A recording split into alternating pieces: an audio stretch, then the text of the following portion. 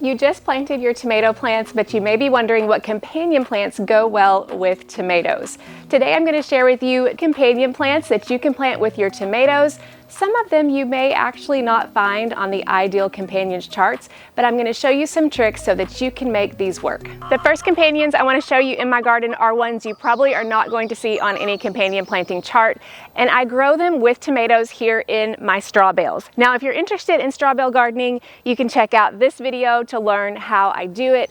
I do love doing vertical gardening with straw bales, as you can see on this trellis, and I'll show you how that ends up working with these companions. So with each straw bale that I grow, I have 2 tomato plants per straw bale. We have a variety of different ones along this straw bale line. These are pink fang. And what I do in between the 2 tomato plants here is I will put a squash plant. So if you see here, the reason why this works is because the squash plant is situated a little bit further in front of the tomato plants, which are behind here, and they are able to be put against a trellis. The reason this works is because I can tie up these tomato plants to the trellis, and I can even prune them if I need to, so that they don't get in the way of the squash. The squash, as it grows, will spill over the straw bale, and that way we have plenty of room for this morning sun, which is what it's getting during the day. And then the tomatoes will have plenty of the afternoon sun as the sun tracks that way. So that's why squash works really well between tomato plants when they're pruned well or tied up to a trellis. Squash aren't the only thing that I plant in between my tomatoes, but you can see here I've got another one here. This is a zucchini plant that's the same way. But then over here we've got another combination that is one you probably aren't going to see on many of the charts, and that is cantaloupe. I've grown cantaloupe with my tomato plants in straw bales for this is maybe my 3rd or 4th year. And you wouldn't think that tomatoes and cantaloupes would play well just because of their growth habit, but I found that it works out perfectly. Just like the squash, I plant my cantaloupe in between 2 of the tomato plants here in the center. And then what happens is that, as you can see right here, the cantaloupe will just climb here, and it will climb this trellis all the way up, and it will also spill over the same way that the squash did. So the cantaloupe itself gets plenty of sun between spilling over the front of the bales and climbing up the trellis beside the tomatoes. And so they actually have plenty of space to be able to coexist. That's why I love to be able to tuck cantaloupe in between my tomato plants so that I can get even more harvest of my favorites, which is melons. Now this year I'm trying a small variety of watermelons, and I'm doing it the same way. We'll see how that works. I'm excited about the possibility. The next companion plant that I love planting with tomatoes is probably one that you won't find on many of the charts again. In fact, I've had people tell me that you're not supposed to plant this next to tomatoes, but I'll show you why it's worked out well for me. And that is right over here with my raised row that you saw a video about a couple of weeks ago. I planted these red beans at the base of these tomato plants. And what I like about planting beans at the base of tomato plants is that they cover the bottom of the soil and they grow about 2 to 3 feet. These are either bush beans or runner beans. They're not going to be your pole beans. I wouldn't actually grow pole beans up one of these tomato cages because they can engulf the tomato cage and just make it where there's not enough room for it all. But these smaller size beans actually work out perfectly.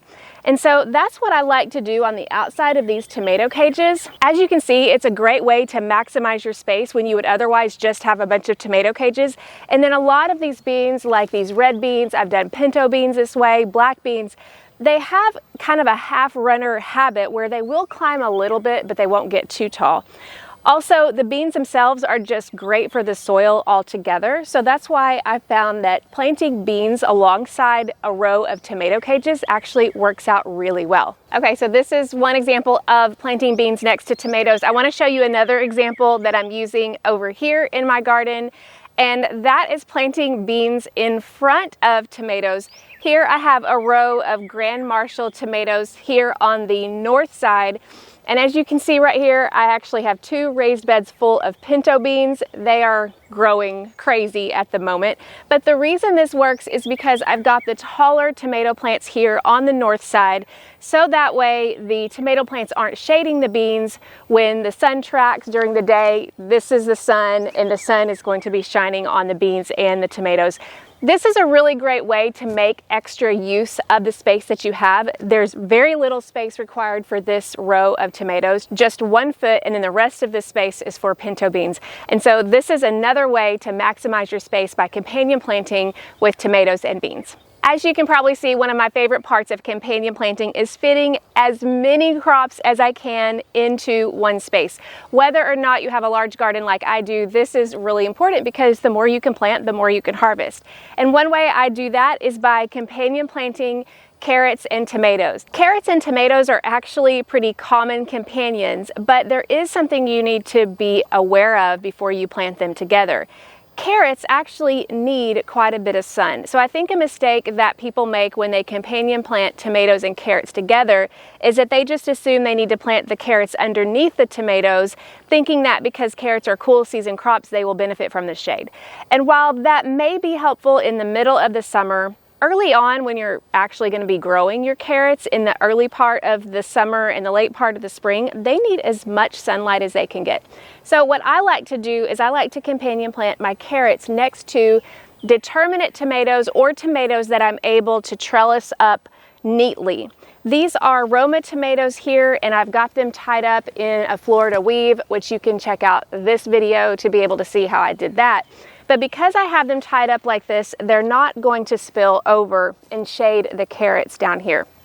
That's why the carrots are able to get plenty of this morning sun, and then with the western side being over there, they actually do benefit from a little bit of the afternoon shade, which can be helpful in the middle of the summer, but they're still getting quite a bit of sun here. That's why I like to companion plant carrots and tomatoes together, but making sure that they both coexist and get plenty of sun at the same time. A lot of times we want to companion plant with tomatoes so that we can attract beneficial insects to our gardens, and we do that with strategic planting of flowers and herbs. So let me give you a couple of examples of what this looks like in this tomato bed, which is full of tomatoes through the center, but on the ends I have strategically planted these flowers. First of all, I have calendula, and you can also do marigolds, but I prefer calendula. You can already see the buzzing of the beneficial insects around this calendula. One thing that the calendula attracts is lady beetles, and we all know that ladybugs are beneficial insects in our gardens. The adult lady beetles love the nectar inside the flowers, and then when they lay their eggs, their larvae like to feast on aphids. So that's why we love to have calendula anywhere in the garden, but specifically next to tomatoes. Beside the calendula, I have alyssum, and alyssum is something I love to plant everywhere in my garden. Early in the season, I can see syrphid flies, which are also known as hoverflies, around the alyssum, but the alyssum is also a really good attractor of any kind of parasitic wasps and tachinid flies. The flies and the wasps that like to lay their eggs and parasitize bad insects, bad bugs like the tomato hornworm. You can just see all the buzzing going around with all of these flowers, and this is why we want to plant them next to our tomatoes, because anytime we can bring the beneficial insects in next to a crop there that we're wanting to protect from pest insects is a great idea. Not to mention, it's just beautiful, right? In this tomato bed, another companion plant that you see here is onions. Now, onions is another common one that you'll see is good to plant with tomatoes. Some resources say that rabbits don't like the smell of onions, so they won't hop and get the tomatoes. I'm not sure that I would bet the farm on that, but I will say that the rabbits that have snuck into my garden this year have not bothered my tomatoes, as you can see. The key here, like with carrots, is to make sure that the onions get at least a half day of sun. I have onions flanking both sides of these tomatoes, so you can see they're getting morning sun, and on the opposite side they're going to get western evening sun.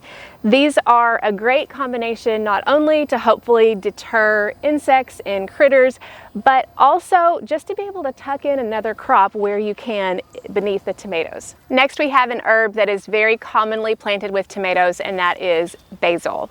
Now, some people say that when they plant basil next to their tomatoes that they don't have trouble with the tomato hornworm. I haven't necessarily found that to be foolproof, but it's always a good idea to companion plant anyway. And we tend to eat basil with our tomatoes, so why not plant them together?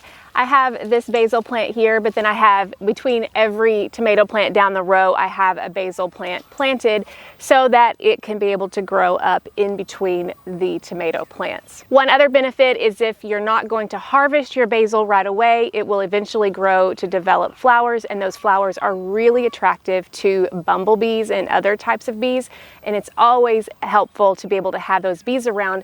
Even though tomatoes are self-pollinating, if you can get the bees to visit those flowers, you'll have usually a better success with the pollination of your tomatoes. Speaking of attracting bees to your tomato blossoms, I want to share with you a cover crop that I have enjoyed planting with my tomatoes when I get a chance, because I feel like it helps bring the bees to the tomatoes. So let's go over to the cover crop and I'll show you what it is. The last couple of falls I have planted hairy vetch as a cover crop, whether I've planted it on its own or I've planted it as part of a larger cover crop mix. Now, while I initially planted this hairy vetch to be able to add nitrogen to the soil, I have found that hairy vetch is actually a very good attractor to bees.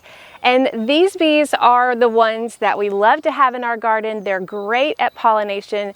And like I said, tomato flowers are self-pollinating, but the more we can get the bees onto those blossoms, the better luck we'll have for more complete pollination. And that's why hairy vetch is actually a really good companion plant for tomatoes. I actually don't have it planted with my tomatoes this year, but last year I did, and I found that I had a really good success rate, not only just attracting the pollinators, but obviously it also enriches the soil when we cut it down. Another herb that you can plant with tomatoes is one you probably already think about planting with tomatoes, but then a lot of beginning gardeners get disappointed because they don't exactly get the harvest they wanted at the same time, and that is cilantro. Cilantro is a cool season crop, and it's not usually going to produce like you want it to when tomatoes do. That's the frustrating thing about cilantro, is you want it for your salsa, so you grow it with your tomatoes and then it bolts, it goes to seed, it's bitter, and it doesn't work for you. But that doesn't mean cilantro isn't a good companion for tomatoes. So let me just show you this, even though this is my beet bed. This is what happens when cilantro goes to flower.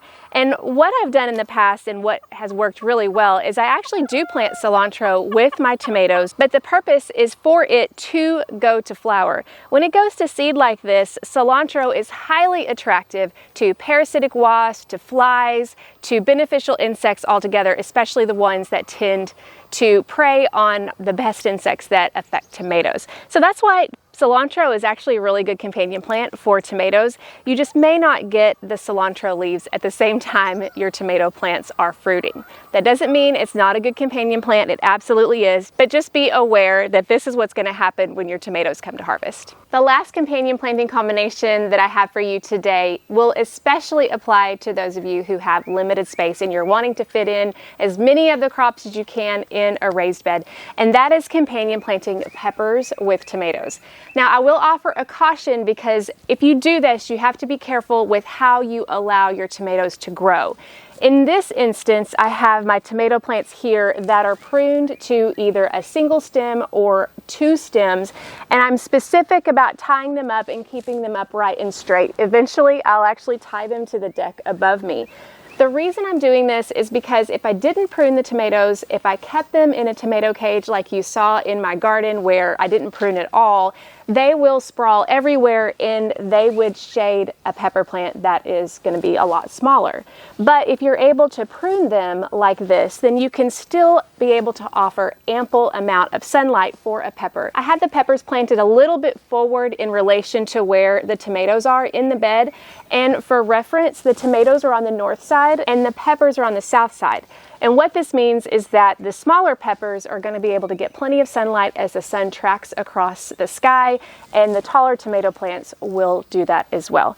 Tomatoes and peppers like similar things out of the soil, so they're an ideal combination here as long as we have ample amount of sun for both of them. I hope you've enjoyed these 11 combinations. If you have a combination you like planting with tomatoes, please put them in the comments and we would love to hear from your experience. As always, thank you for watching. If you like this video, be sure and like and subscribe for more videos like this one.